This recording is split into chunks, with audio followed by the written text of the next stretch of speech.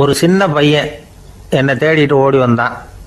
ஒரு கதை சொல்லுங்கன்னா, சொந்தமாக எதுவும் தெரியாதே என்ன, உங்களுக்கு சொந்தமாக எதுவும் தெரியாதுன்னு எனக்கும் தெரியும் அப்படின்னா. இந்த பையன் அடிக்கடி என்கிட்ட வந்து கதை கேட்குறவன், அதனால் என்னோட ரகசியம்லாம் அவனுக்கு அத்துப்படி. அதனால தான் அவ்வளவு தெளிவாக அடித்து விட்றான். சரி, இப்போ என்ன செய்யலாம்னு, பழைய கதை ஏதாவது ஒன்று சொல்லுங்களேன்னா. உனக்கு கிருஷ்ணதேவராயரை தெரியுமான்னு. அவர்கிட்ட நேரில் பழக்கம் இல்லை, ஆனால் அவரை பற்றி புஸ்தகத்தில் படிச்சிருக்கேன்னா. சரி, இவன்கிட்ட மேற்கொண்டு பேச்சு கொடுத்தா நம்மளை ஒரு மாதிரி ஆக்கி விடுவான் அப்படிங்கிறத யூகம் பண்ணிட்டு அவனை உட்கார வச்சு கடைசி வரைக்கும் குறுக்க பேசக்கூடாது அப்படின்னு ஒரு கண்டிஷனையும் போட்டுட்டு அந்த கதையை சொன்னேன். ஒரு சமயம் கிருஷ்ணதேவராயர் சமஸ்தானத்துக்கு ஒரு பெரிய வித்வான் வந்து சேர்ந்தாராம். என்னோட போட்டி போடுறதுக்கு இந்த ஊரில் யாராவது இருக்கீங்களா அப்படின்னு சவால் விட்டாராம். அந்த ஊரில் இருந்த பெரிய பெரிய வித்வான்லாம் இது ஏதுடா வம்பா போச்சுன்னு நினைக்க ஆரம்பிச்சிட்டாங்க. யாரும் அந்த ஆளோட போட்டி போடுறதுக்கு தயாராக இல்லை. எல்லாரும் நடுங்கிக்கிட்டு இருக்கிறாங்க.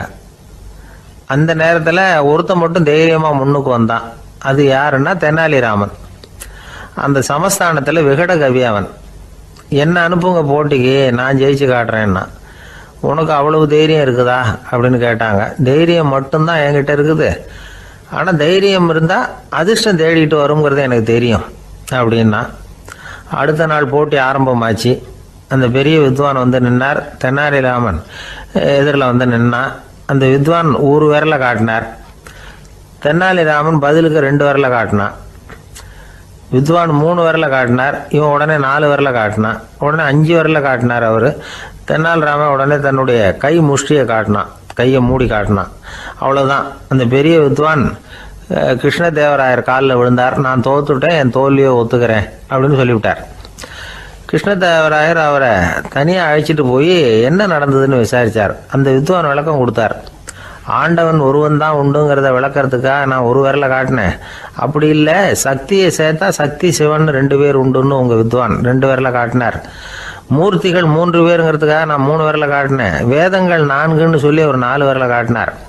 பஞ்சபூதங்கள் 5ன்னு நான் 5 விரலை காட்டினேன். அதையெல்லாம் அடக்கி ஆளணும்னு சொல்லி அவர் கையை மூடி உறுதியாக காட்டினார். அடடா, உங்கள் வித்வானுக்கு எப்பேற்பட்ட அறிவு, அவர் தான் ஜெயிச்சார், நான் தோத்துட்டேன் அப்படின்னார் அவர். அப்படி சொல்லிவிட்டு அவர் போயிட்டார். அதுக்கப்புறம் தெனாலிராமனை கூப்பிட்டு என்னப்பா நடந்தது அப்படின்னு கேட்டாராம். அதுக்கு தெனாலிராமன் விளக்கம் கொடுத்துருக்குறான். அவன் முதல்ல என்னை கொன்னுடுவேன்னு அந்த வித்வான் ஒரு விரலை காட்டினான். உடனே ஒரு 2 கண்ணையும் தோண்டி போடுவேங்கிறதுக்காக நான் 2 விரலை காட்டினேன். உனக்கு நாமம் போட்டுருவேன்னு சொல்லி 3 விரலை காட்டினான். அதை அழிச்சிருவேன்னு 4 விரலை காட்டினேன். உன்னை அரைஞ்சிருவேன்னு அவன் 5 விரலை காட்டினான். நான் உங்களை குத்தி போடுவேன்னு சொல்லி கையை மூடி காட்டினேன் அப்படின்னா. இப்போ பாருங்க, ஜெயிச்சது யார்? தைரியம் மட்டும் இருந்துட்டா அதிர்ஷ்டம் தானாக தேடி வருங்கிறது எவ்வளவு உண்மையாக போச்சு.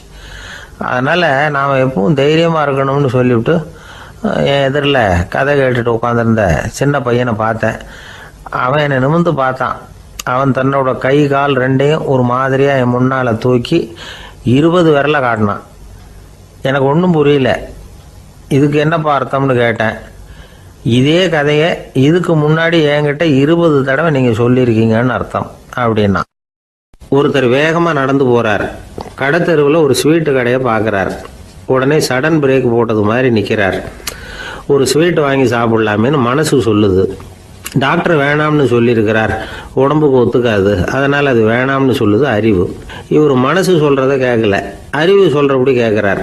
அதனால் மறுபடியும் வேகமாக அங்கேருந்து நடந்து போயிடுறார். அவர் நல்ல மனுஷன்.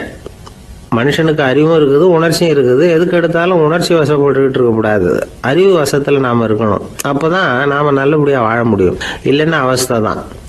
மகாபாரதத்தில் சந்தனுன்னு சொல்லி ஒரு அரசன் வர்றான். அவன் ஒரு சமயம் அறிவு வசப்படாமல் உணர்ச்சி வசப்படுறான். அதாவது ஒரு நாள் கங்கை கரையில் ஒரு அழகான பொண்ணை பார்க்குறான். இவனுடைய மனசு அவகிட்ட போயிடுது. அவளை வந்து கல்யாணம் பண்ணிக்கிறதுக்கு ஆசைப்படுறான். அந்த பொண்ணு சரின்னு சம்மதிக்கிறா. ஆனால் ஒரு நிபந்தனை போடுறா. அந்த நிபந்தனைக்கு சம்மதம்னு சொன்னாதான் உன்னை கல்யாணம் பண்ணிக்குவேன்னு சொல்றா. சரி, அவ போட்ட நிபந்தனை என்ன தெரியுமா? இது மாதிரி நான் உங்க மனசு புண்படுற மாதிரி எந்த காரியம் பண்ணாலும் நீங்க என்ன ஏன்னு கேட்கக்கூடாது, நான் செய்யற காரியத்தை தடுக்கவும் கூடாது. அப்படி நீங்க செஞ்சா அடுத்த கணமே நான் உங்களை பிரிஞ்சு போயிடுவேன். இதுதான் அந்த பொண்ணு போட்ட நிபந்தனை. சந்தன அரசன் இந்த நிபந்தனையை வந்து ஒத்துக்கலாமா? இதை அறிவுபூர்வமாக யோசிச்சிருந்தா இதுக்கு கட்டுப்பட்டுருக்க மாட்டான். இந்த நிபந்தனைக்கு நான் சம்மதிக்க மாட்டேன்னு தான் சொல்லியிருக்கணும். ஆனால் அவன் அந்த நேரத்தில் உணர்ச்சி வசத்தில் இருந்தான். அதனால் நீ என்ன சொன்னாலும் சரின்னு ஒத்துக்கிட்டான். அவளை கல்யாணம் பண்ணிக்கிட்டான். இதனால் என்ன ஆச்சு? 7 பச்சை இளம் குழந்தைகளை பிறந்த உடனே அவள் கங்கையில் தூக்கி எறிஞ்சி கொல்லக்கூடிய கோர காட்சியை இவன் ஒன்று பின்னாடி ஒன்றா பார்க்க வேண்டியதாக போச்சு. கடைசியில் 8வது குழந்தை பிறந்ததுன்னா அவனுடைய அறிவு மேலோங்குது. அந்த கொடிய செயலை தடுத்து நிறுத்துறான். அந்த 8வது குழந்தை தான் பின்னாடி பீஷ்மர் ஆகிறார். ஒரு பக்தி பிரசங்கத்தில் ஒரு பேச்சாளர் இந்த விஷயத்தை சொல்லிவிட்டு இன்னொரு விஷயமும் சொன்னார். அது என்னன்னா, சந்துனு மன்னன் அறிவுக்கும் உணர்ச்சிக்கும் நடுவில் அகப்பட்டு தவிச்சதுனால அவன் வம்சத்தில் வந்த கௌரவர்கள் உணர்ச்சி வசப்பட்டாங்க, பாண்டவர்கள் அறிவு வசப்பட்டாங்க அப்படின்னு சொன்னார். மனுஷனுக்கு உணர்ச்சியை விட அறிவு மேலோங்கி இருக்கணுங்கிறது சரிதான். ஆனால் அந்த அறிவை எப்படி உபயோகப்படுத்துகிறோங்கிறது முக்கியம். ஒருத்தர் சொன்னார், சார் இன்னைக்கு கோயம்புத்தூரில் ஒரு கல்யாணம், அதுக்கு நான் போக முடியலேன்னு நினைக்கும் பொழுது மனசுக்கு ரொம்ப வருத்தமாக இருக்குது சார் அப்படின்னார். ரொம்ப உணர்ச்சி வசப்பட்டார். அதுக்காக கவலைப்படாதீங்க சார், ஒரு வாழ்த்து தந்தி கொடுத்துருங்களேன் அப்படின்னார் இன்னொருத்தர். அது எப்படி சார் முடியும்னார் அவர். நான் தானே சார் கல்யாண மாப்பிள்ளை அப்படிங்கிறார் அந்த ஆள். ஒரு நண்பர் வந்தார். ரொம்பவும் இறுக்கமாக உடை அணிஞ்சிருந்தார். அதாவது ஆடைக்குள்ளே அவர் மாட்டிக்கிட்டு இருந்தது மாதிரி தெரிஞ்சது. ஏன் துணி குறைச்சலாக எடுத்துட்டிங்களா அப்படின்னு கேட்டோம். இல்லைங்க, எனக்கு எப்போவுமே இறுக்கமாக உடை அணிகிறது தான் பிடிக்கும் அப்படின்னார். ஒருத்தர் எப்படி உடை அணிகிறார் அப்படிங்கிறத வச்சு அந்த ஆள் எப்படிப்பட்டவர் அப்படிங்கிறத கண்டுபிடிச்சிடலாம். உடை அணிகிற விதம் ஒருத்தருடைய மனநிலையை வெளிப்படுத்துதான். இப்போ இறுக்கமான உடை அணிகிறவங்க பொதுவாக மன நிம்மதி இல்லாதவங்களாக இருப்பாங்களாம், கோபக்காரங்களாக இருப்பாங்களாம். ரொம்ப தொலைதொலைப்பாக ஆடை அணிகிறவங்க இருக்கிறாங்கல்ல, அவங்கெல்லாம் அமைதியான ஆளாக இருப்பாங்களாம், சாந்தமாக இருப்பாங்களாம். இவங்கெல்லாம் போராடுறதுக்கு சரியாக வரமாட்டாங்களாம். இப்படி ஒரு கணிப்பு இருக்குது. அதனால தான் போர் வீரர்களுக்கெல்லாம் இறுக்கமான உடையை தான் கொடுக்கறது வழக்கம். ஆனால் சன்னியாசிகளை பாருங்கள், அவங்களுக்கெல்லாம் ரொம்ப தொலை உடைகள் தான். அவங்கெல்லாம் டைட் பேண்ட் போட்டுக்கிட்டு நிற்க மாட்டாங்க சன்னியாசிகள்லாம். அதே மாதிரி சன்னியாசிகள்லாம் காவி உடையை தேர்ந்தெடுக்கிறதுக்கும் காரணம் உண்டு. பல ஆண்டுகள் சோதனை செஞ்சு பார்த்துட்டு தான் சன்னியாசத்துக்கு காவி தான் சரி அப்படின்னு முடிவு பண்ணியிருக்கிறாங்க. இப்போ பௌதீக விஞ்ஞானப்படியும் அதுதான் சரி. அதாவது சூரிய ஒளியில் 7 வண்ணங்கள் உண்டு. ஒரு பொருள் மேலே அது விழும்பொழுது அந்த பொருள் நமக்கு சிவப்பாக தெரிஞ்சதுன்னா அந்த பொருள் சிவப்பை தவிர மற்ற எல்லா நிற கதிர்களையும் உள்வாங்கிக்கிட்டு சிவப்பு நிறத்தை மட்டும் வெளியில் விடுது. அதாவது விலக்கி விடுது. அதனால தான் அந்த பொருள் சிவப்பாக தெரியுது. உடல் ஆரோக்கியத்துக்கு ஓரளவு சிவப்பு தேவைப்படுது. அதனால தான் காவி உடை அணிஞ்சால் சூரிய ஒளி ஓரளவு சிவப்பை விலக்கிவிடும். அதாவது சிவப்பின் பலனும் கிடைக்கும், இந்த சிவப்பின் கெடுதலும் இல்லை அப்படின்னு யோசனை பண்ணாங்க. காவி உதய வேளையின் நிறம். கீழ் வானத்தில் கதிர் உதிக்கிற வேளையில் முதல் ஒளி தோன்றுகிற நேரத்தில் காவி நிறம் தான் கசியும். தியானம் செய்கிறப்போ முதல்ல காணக்கூடிய ஒளி காவி நிறம் தான். தியானத்தின் உச்ச நிலையின் நிறம் நீலம். தியானம் காவி நிறத்தில் ஆரம்பமாகி நீல நிறத்தில் நிறைவடைகிறது அப்படிங்கிறார் ஓஷோ. நீலம் தியான சிகரம், காவி தியான ஆரம்ப குறியீடு, ஒரு சன்னியாசியின் ஆரம்ப தரிசனம் அப்படிங்கிறார் அவர். ஒருத்தர் நாள் பூரா காவி உடையே அணிஞ்சிருந்தா அந்த நிறம் அவருக்கு தியானத்தை பற்றிய நினைவை ஊட்டிக்கிட்டே இருக்கும். இப்படியே ஆடைக்கும் தியானத்துக்கும் இடையில ஒரு தொடர் ஏற்படுது. ஒரு துறவியின் உள்ளார்ந்த பண்பாக அது மாறுது. கடை வீதியில் ஒரு பொருள் வாங்க போகிறோம், அது மறந்துடக்கூடாதுங்கிறதுக்காக ஞாபகம் முடிச்சு போட்டுக்கிறோம். அந்த முடிச்சுக்கும் பொருளுக்கும் தொடர்பு இல்லை. ஆனால் கடை வீதிக்கு போன உடனே அந்த முடிச்சு அந்த பொருளை ஞாபகப்படுத்துது. அதாவது அந்த முடிச்சு ஒரு தொடர்பு அம்சமாக அமையுது. அது மாதிரி தான் காவி உடையும். ஒரு துறவி நடக்கும் பொழுது, சாப்பிடும் பொழுது, குளிக்கும் பொழுது அவருடைய காவி உடை அவருக்கு ஞாபகப்படுத்திக்கிட்டே இருக்கும்.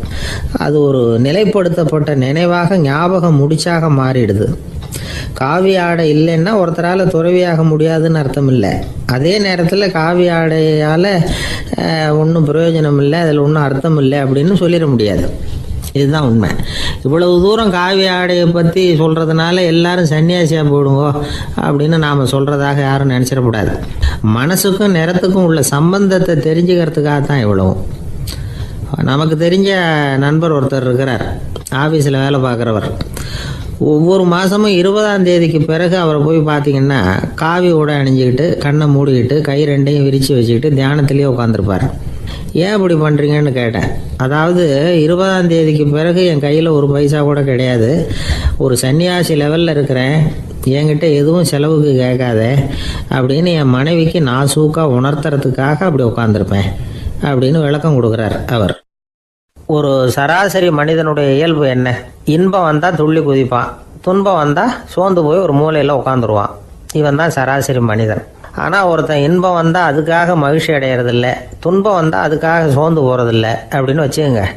அப்படி இருந்தால் அவன் சாதாரண ஆள் கிடையாது. ஒரு ஊரில் ஒரு ஞானி இருந்தார். அவரை தேடிட்டு ஒரு பெரியவர் வந்தார். ஐயா, ஞானத்தில் சிறந்த ஞானம் எது அப்படின்னு கேட்டாராம். இதுக்கு அந்த ஞானி என்ன பதில் சொன்னார் தெரியுமா? இன்பத்தினால மகிழ்ச்சி அடையாமலும் துன்பத்தினால சோர்வு அடையாமலும் இருக்கிறது தான் அந்த ஞானம், பெரிய ஞானம் அப்படின்னாராம். சரி சுவாமி, அப்படிப்பட்ட ஞானம் உங்களுக்கு எப்படி வந்ததுன்னு கேட்டிருக்காரு இவர். அதை நான் ஒரு கழுதைகிட்ட இருந்து கற்றுக்கிட்டேன் அப்படின்னாராம் அவர். இவருக்கு ஒன்றும் புரியல, ஒரு மாதிரியாக முழிச்சிருக்கிறார். இதை அவர் புரிஞ்சுக்கிட்டார். நீங்கள் நாளைக்கு காலையில் நம்முடைய ஆசிரமத்துக்கு வாங்க, புரிய வைக்கிறேன்னாராம். சரின்னு அவர் போயிட்டார். மறுநாள் காலையில் ஆசிரமத்துக்கு வந்து சேர்ந்தார். ஞானி அவரை கூப்பிட்டு உட்கார வச்சார். வாங்க, வந்து இப்படி உட்காருங்க, கொஞ்ச நேரத்தில் இந்த வழியாக ஒரு கழுதை போகும், அதை கவனித்து பாருங்கன்னாராம். இவருக்கு இன்னமும் ஒன்றும் புரியாமல் போச்சு, ஒரே குழப்பம். இருந்தாலும் அந்த ஞானி சொன்னது மாதிரியே உட்காந்துருக்கிறார். கொஞ்ச நேரத்தில் அந்த வழியாக ஒரு கழுதை போச்சு. அது முதுக நிறைய அழுக்கு மூட்டைகள், அதை சுமந்துக்கிட்டு போகுது. ஒரு சலவை தொழிலாளி அதை ஓட்டிகிட்டு போகிறார். கொஞ்சம் தூரத்தில் ஒரு ஆறு இருக்குது. அங்கே போய் துணியெல்லாம் சுத்தப்படுத்திக்கிட்டு சாயந்தரமாக திரும்பி இந்த வழியாக வருவாங்க. ஞானி சொன்னது மாதிரியே இந்த பெரியவர் அழுக்கு மூட்டையை சுமந்துக்கிட்டு போகிற அந்த கழுதையை கவனித்தார். கழுதை போயிட்டுது. அதுக்கப்புறம் ஞானியை திரும்பி பார்த்தார். இப்போ அந்த ஞானி சொன்னார், சாயந்தரம் வரைக்கும் நீங்கள் இங்கேயே இருக்கணும்னார். அதே மாதிரி இவர் இருந்தார். சாயந்தரமாக அந்த ஞானி சொன்னார், ஐயா, இப்போ கொஞ்ச நேரத்தில் அந்த கழுதை இந்த வழியாக திரும்பி வரும், அதையும் கவனித்து பாருங்கன்னார். இவரும் கவனித்து பார்க்குறார். கழுதை வந்தது. அது முதுகில் சலவை செய்யப்பட்ட துணி மூட்டை, அது பாட்டுக்கு சுமந்துக்கிட்டு போய்கிட்டு இருக்குது. பெரியவருக்கு ஒன்றும் புரியல, பொறுமை இழந்துவிட்டார். சரி சுவாமி, இந்த கழுதைக்கும் உங்கள் ஞானத்துக்கும் என்ன சம்பந்தம் அப்படின்னார். இப்போ அந்த ஞானி விளக்கினார். ஐயா, இந்த கழுதை இதே மாதிரி தினமும் காலையில் அழுக்கு மூட்டைகளை சுமந்துக்கிட்டு ஆற்றுக்கு போகுது, மாலையில் வெண்மையான சுத்தமான துணிகளை சுமந்துக்கிட்டு திரும்பி ஊருக்கு போகுது. காலையில் இது போகும் பொழுது முதுகில் அழுக்கு மூட்டைகளை சுமந்துக்கிட்டு போகிறோமேங்கிற வருத்தமும் அதுக்கு கிடையாது. சாயந்தரம் திரும்பி வரும்பொழுது சுத்தமான துணிகளை சுமந்துக்கிட்டு வர்றோமேங்கிற மகிழ்ச்சியும் அதுக்கு இல்லை. இதை பார்த்து தான் நானும் அது மாதிரி ஞானத்தை கற்றுக்கிட்டேன் அப்படின்னாராம். அதனால் யார் கற்றுக் கொடுக்குறாங்க அப்படிங்கிறத விட எதை கற்றுக்கிறோம் அப்படிங்கிறது தான் முக்கியம். ஒரு சினிமா பார்க்குறோம், ஒரு அருவி கொட்டுறது மாதிரி காட்சி வருது, தண்ணீர் வழியுது. படம் முடிஞ்சதும் பார்த்தீங்கன்னா அந்த திரை என்ன நனைஞ்சு போயா இருக்கும். ஒரு தீப்பிடிச்சு எரியிற காட்சியே சினிமாவில் பார்க்குறீங்க, காட்சி முடிஞ்சதும் அந்த வெண் திரையே கருகி போயா இருக்கும். படத்தில் வர்ற தண்ணீரும் நெருப்பும் அந்த திரையை பாதிக்கிறது இல்லை.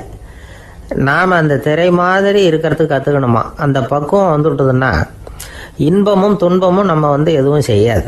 ஒரு சினிமாவை பார்க்குற வரைக்கும் சிரிக்கலாம், அழலாம். பார்த்துட்டு வெளியில் வரும்பொழுது அழுதுகிட்டே வரக்கூடாது. ஒருத்தர் வந்தார், அப்படி படம் முடிஞ்சு வெளியில் வரும்பொழுது அருவி மாதிரி கண்ணீர் சிந்திக்கிட்டே வரார்.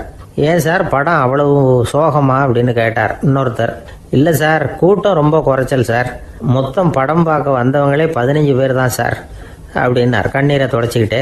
அதுக்கு நீங்கள் ஏன் சார் அழறீங்கன்னு கேட்டார் அவர். இந்த படத்தோட தயாரிப்பாளரே நான் தான் சார் அப்படின்னாரா இவர். ஒரு நீதிமன்றம், அங்கே ஒரு கொலை வழக்கு சம்பந்தமாக விசாரணை நடந்துக்கிட்டு இருக்குது. அந்த வழக்கறிஞர் ரொம்ப தீவிரமாக வாதாடிக்கிட்டு இருக்கிறார். தன்னுடைய கட்சிக்காரர் நிரபராதிங்கிறது அவருக்கு நல்லா தெரியும். அதனால தான் அவர் சார்பாக வாதாடுறதுக்கே ஒத்துக்கிட்டார்.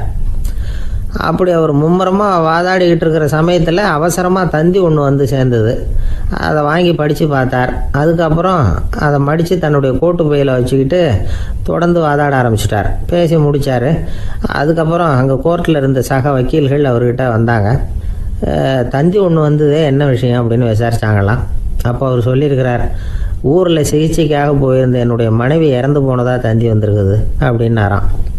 மற்ற வக்கீல்களுக்கு அதிர்ச்சி. என்னங்க இது, மனைவி இறந்ததை விட கேஸு முக்கியமாக உங்களுக்கு அப்படின்னு கேட்டிருக்கிறாங்க. இறந்து போன என் மனைவி மறுபடியும் திரும்பி வர போகிறதில்ல, ஆனால் என்னுடைய கட்சிக்காரர் ஒரு கொலை வழக்கில் மாட்டிக்கிட்டார், அவரும் நிரபராதி, அவர் உசுரை நான் காப்பாற்ற வேணாமா, இதுதான் என்னுடைய கடமை அப்படின்னாராம். இப்படி இவர் சொன்னதும் எல்லாரும் அப்படியே திகைச்சு போய் நின்றுட்டாங்களாம். சரி, கடமைக்கு முக்கியத்துவம் கொடுத்த அந்த வழக்கறிஞர் யார் தெரியுமா? அவர் தான் இரும்பு மனிதர் சர்தார் வல்லபாய் பட்டேல். குஜராத் மாநிலத்தில் 1875 அக்டோபர் 31 அன்றைக்கு ஜாவேரி பாய் அப்படிங்கிறவருக்கு 4வது பிள்ளையா அவர் பிறந்தாராம். இந்த ஜாவேரி பாய் யார் தெரியுமா? ஜான்சி ராணி லட்சுமி பாய் போர் படையில் ஒரு வீரராக பணிபுரிஞ்சவர்.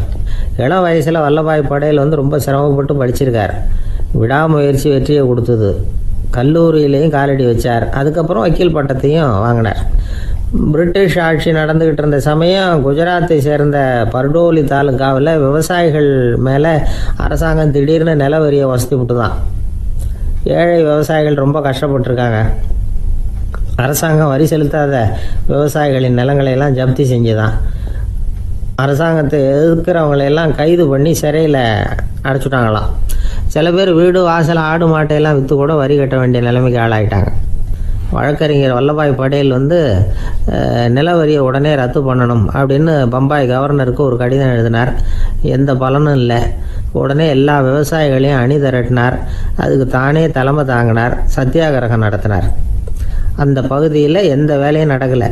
வேறு வழி இல்லை. ஆட்சியாளர்கள் உடனே வரியை ரத்து பண்ணாங்க. சிறையில் இருந்தவங்களெல்லாம் வெளில விட்டாங்க. 1928 ஆகஸ்ட் 6 சர்க்காருக்கும் விவசாயிகளுக்கும் இடையில் ஒரு உடன்பாடு ஏற்பட்டது. அதுக்கப்புறம் தான் நிலைமை சரியாக போச்சான். வல்லபாய் படேலின் பொது சேவையை பாராட்டின பொதுமக்கள் அவருக்கு சர்தார் அப்படிங்கிற பட்டத்தை கொடுத்தாங்களாம். சர்தார்னா தலைவர் அல்லது தளபதின்னு அர்த்தம். இரும்பு மனிதர்னு இவருக்கு பேர். இருந்தாலும் நகைச்சுவை உணர்வும் இவருக்கு நிறைய உண்டு. ஒரு தடவை ஒரு பத்திரிகை நிருபர் வந்திருக்கார். சர்தார் பட்டேல்கிட்ட அவருக்கு பிடிச்ச பண்பாடு கலாச்சாரம் எது அப்படின்னு கேட்கணும்னு ஆசை. அதனால் அவரை பார்த்து கேட்டாராம், ஏங்க உங்களுக்கு பிடிச்ச கல்ச்சர் எது அப்படின்னு கேட்டிருக்கார். இதுக்கு சர்தார் பட்டேல் சொன்ன பதில் என்ன தெரியுமா? எனக்கு பிடிச்ச கல்ச்சர் அக்ரிகல்ச்சர் அப்படின்னாராம். ஒரு நண்பர் சினிமா படம் தயாரிக்கிறவர். அவர்கிட்ட ஒரு நாள் பேசிக்கிட்டு இருந்தேன். அது எப்படி சார், நீங்கள் எடுக்கிற எந்த படமும் கையை கடிக்காத அளவுக்கு எடுத்துடுறீங்களே, அது எப்படின்னு கேட்டேன். அது ஒன்றும் பெரிய விஷயம் இல்லை சார். பெண்களுக்குன்னு சில உருக்கமான காட்சிகள், இளைஞர்களுக்குன்னு சில நடனங்கள், அடிதடி காட்சிகள், அப்புறம் வயசானவங்களுக்குன்னு சில ஆன்மீக காட்சிகள், சின்ன பிள்ளைங்களுக்கு சிரிப்பு, இப்படி எல்லாமும் சேர்த்து நான் படம் எடுக்கிறேன். மசாலா படம்னு பேர். இது ரொம்ப பெருசாக இல்லைன்னாலும் ஓரளவுக்கு சுமாராக ஓடிடும், கையை கடிக்காது அப்படின்னார். இது ஒரு உத்தி. சில பத்திரிகை ஆசிரியர்களும் இந்த உத்தியை கையாளுறது உண்டு. இந்த உத்திக்கு பார்னம் உத்தி அப்படின்னு பேர். பார்னம் எஃபெக்ட் அப்படின்னு சொல்லுவாங்க. அதாவது ஃபீனியஸ் டி பார்னம் அப்படின்னு ஒருத்தர் அமெரிக்காவில் இருந்தாராம். அதாவது 19ஆம் நூற்றாண்டில் அமெரிக்காவில் கொடிகட்டி பறந்த ஒரு சர்க்கஸ் நிறுவனத்தின் அதிபர் அவர். இந்த உலகத்தில் ஒவ்வொரு நிமிஷமும் ஒரு ஏமாளி பறந்துக்கிட்டே இருக்கிறான் அப்படிங்கிறது அவருடைய சித்தாந்தம். ஒவ்வொருத்தரையும் திருப்திப்படுத்துகிற அளவுக்கு அம்சங்களை கொஞ்சம் கொஞ்சமாக கலந்து கேளிக்கை நிகழ்ச்சிகளை நடத்தினது தான் அவருடைய மகத்தான வெற்றிக்கு காரணம். அதனால் அந்த உத்தியை யார் கடைப்பிடிச்சாலும் சரி, அதுக்கு பார்னம் உத்தி அப்படின்னு பேர் வந்துட்டுது. ஜோசியம் சொல்கிறவங்களுக்கும் இந்த உத்தி தான் கை கொடுக்குது. ஒரு விஷயத்தை ஒருத்தருடைய கோள் நிலைகள் அல்லது கையெழுத்து நிரூபிக்கிறதாக அவர்கிட்ட சொன்னால் அதை அவர் நம்பிவிடுவார். ஆனால் அந்த விஷயம் நல்லதாக இருக்கணும், நேர்மையானதாக இருக்கணும், அதாவது பாசிட்டிவாக இருக்கணும். 8ஆம் இடத்துல குரு, 9ஆம் இடத்துல சனி, நீங்கள் ஒரு பெரிய மேதை தான் அப்படின்னு சொல்லுவாங்க. கேட்குறவங்களுக்கு அதை மறுக்கிறதுக்கு மனசு வராது. அப்படி சொல்லும் பொழுது கூடவே என்ன கொஞ்சம் முன்கோபம் அதிகமாக இருக்கும், இருந்தாலும் அது உடனே மறைஞ்சிரும் அப்படின்னு சில அற்ப விஷயங்களையும் சொன்னாலும் அதையும் சரிதான்னு சொல்லி ஒத்துக்குவாங்க. ஆளுமையை எடை போடுகிற ஒரு நிறுவப்பட்ட உத்தியின் மூலமாக தன்னுடைய குணாதிசயங்கள் கண்டுபிடிக்கப்பட்டதாக அவர் நம்புறது தான் இதுக்கு காரணம். இந்த மாதம் பணத்தட்டுப்பாடு கொஞ்சம் இருக்கும், உடம்புல ஏதாவது கொஞ்சம் அசௌகரியம் இருக்கும், வீட்டுக்குள்ளே லேசாக மனஸ்தாபம் வரலாம். இது மாதிரி பொதுப்படையாக சிலதை சொன்னாலே போதும், மக்களை நம்ப வச்சுடலாம். இதெல்லாம் நமக்கு மட்டும்தான் ஏற்படுது அப்படின்னு சொல்லி அவங்க நினைக்கிறது தான் காரணம். இதுதான் பாரணம் உத்திங்கிறது. மனிதர்கள் பாராட்டுகளை விரும்புகிறதும் விமர்சனங்களை வெறுக்கிறதும் பாரணம் உத்தியின் அடுத்த கூறு. அதனால் ஒருத்தருக்கு ஜோசியம் சொன்னாலும் சரி, அவருடைய ஆளுமையை மதிப்பிடுறதாக இருந்தாலும் சரி, அவரை புகழற மாதிரி இருந்தாலும் சரி, அப்படி இருந்தால் தான் அது சரியாக இருக்கும். சாதகமான விஷயங்களை அதிகமாகவும் பாதகமான விஷயங்களை நாசூக்காகவும் சொன்னால் மக்கள் அதை நம்பிடுவாங்க. ஒருத்தரை கருமின்னு சொன்னால் ஏற்றுக்க மாட்டார், அதையே கொஞ்சம் மாற்றி நீங்கள் கொஞ்சம் சிக்கனமான ஆசாமி அப்படின்னு சொன்னால் நீங்கள் சொல்கிறது சரிதான் சார் அப்படிம்பார். நீங்கள் பெரிய செலவாளி தான், இருந்தாலும் நல்ல விஷயங்களுக்கு தான் செலவழிப்பீங்க அப்படின்னு சொல்லணும். இப்படி இந்த வாரணம் உத்தியை கடைபிடிச்சி இன்னைக்கு வெற்றிகரமாக காலம் தள்ளுறவங்க நிறைய பேர் இருக்கிறாங்க. இந்த உலகத்தில் ஒவ்வொரு நிமிஷமும் ஒரு ஏமாளி பறந்துக்கிட்டே இருக்கிறான் அப்படிங்கிறது தான் ஃபீனியஸ் பார்னம் அவர்களுடைய நம்பிக்கை. அதை விட அடுத்தவங்களை ஏமாளியாக நினைக்கிற மனுஷர்கள் தான் இன்னைக்கு உலகத்தில் ரொம்ப அதிகம். ஒருத்தர் தன்னுடைய மேல் அதிகாரிகிட்ட போய், ஐயா ஒரு நாள் லீவு வேணும், என் தங்கச்சிக்கு கல்யாணம் அப்படின்னார். அவர் பார்த்தார், ஒரு 10 நிமிஷம் வெளியில் இருங்கன்னார். 10 நிமிஷம் கழித்து கூப்பிட்டார், இதை பாருங்க, நீங்கள் சொல்கிறது பொய். இப்போ உங்கள் தங்கச்சிக்கு ஃபோன் பண்ணேன், அவங்க தனக்கு 2 வருஷத்துக்கு முன்னாடியே கல்யாணம் ஆகிட்டதாக சொல்கிறாங்க அப்படின்னார். உடனே இவர் சொன்னார், சார் இப்போ நீங்கள் சொல்கிறதும் பொய்யா தான் இருக்கணும், ஏன்னா நிஜமாக எனக்கு ஒரு தங்கச்சியே கிடையாது அப்படின்னார்.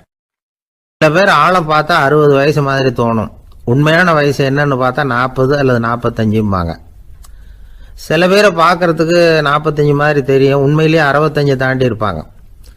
ஒரு மனிதனுக்கு 2 வகையான வயது உண்டுங்கிறார் ஓஷோ. அதாவது உடம்புக்குன்னு ஒரு வயசு, மனசுக்குன்னு ஒரு வயசு. முதல் உலக மகாயுத்தம் நடந்தது இல்லையா, அது முடிஞ்சதுக்கு அப்புறம் முதல் தடவையா மனிதனின் மூளை வளர்ச்சியை பற்றி மனநல வைத்தியர்கள் ஒரு கணக்கெடுப்பு சோதனை நடத்தினாங்களாம். அது வரைக்கும் மனிதனுக்கு 2 வகையான வயது உண்டுன்னு யாரும் சிந்திச்சதே இல்லையா. அந்த உலக மகாயுத்தம் முடிஞ்சதுக்கு அப்புறம் மனிதனுடைய சராசரி மனதின் வயதை கணக்கிட்டு பார்க்கும் பொழுது அவங்களுக்குலாம் ரொம்ப அதிர்ச்சியாக இருந்துதான். ஏன்னா அது ரொம்ப பின்தங்கிய நிலையில் இருந்திருக்கு, வளர்ச்சி அடையாத நிலையில் இருந்திருக்கு.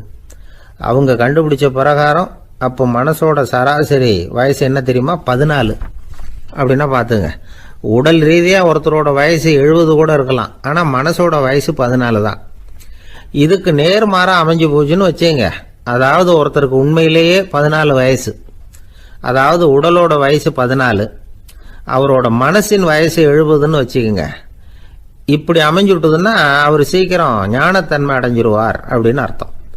இப்போ நமக்கெல்லாம் உடம்போட வயசு மனசோட வயசு ரெண்டும் ஒன்றா இருந்துட்டா அதுவே போதும், அதுவே பெரிய விஷயம். இப்போ எமர்சன் கிட்ட போய் ஒருத்தர் கேட்டாராம், உங்கள் வயசு என்ன அப்படின்னு. அவர் உடனே பதில் சொல்லியிருக்கார், 360 வருஷம் அப்படின்னாராம்.